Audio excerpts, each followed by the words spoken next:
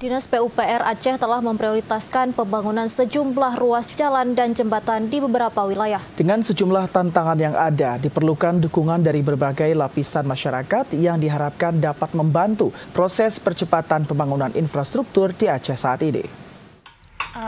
Dinas PUPR Aceh telah memprioritaskan pembangunan sejumlah ruas jalan dan jembatan di beberapa wilayah.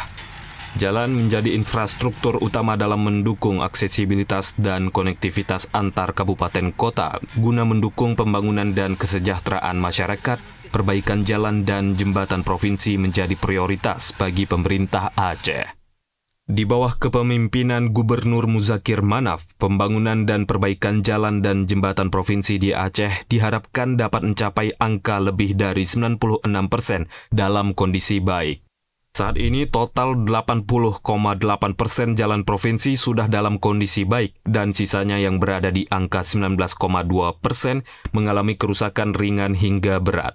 Kepala Dinas Pekerjaan Umum dan Penataan Ruang atau PUPR Aceh Mawardi mengatakan saat ini Dinas PUPR memiliki prioritas untuk menyelesaikan beberapa ruas jalan dan jembatan yang tersebar di beberapa wilayah Aceh.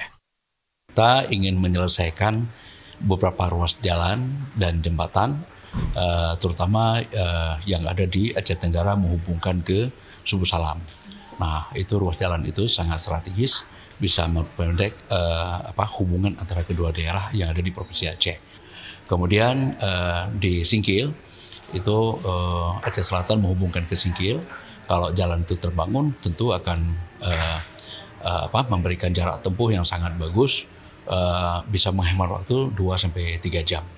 Nah, kemudian yang lain-lain, tadi ada Jantol Lamno, kita singgung juga.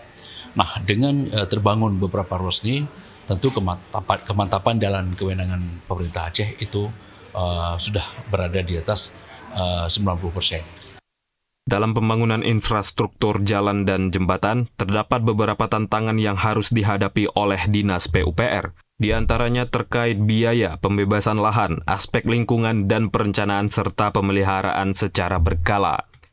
Oleh sebab itu, Mawardi mengharapkan dukungan dari semua pihak, khususnya masyarakat, untuk dapat berperan aktif sehingga pembangunan infrastruktur di Aceh dapat berjalan dengan lancar. Dari Aceh Besar, Tim Liputan TVRI Aceh melaporkan.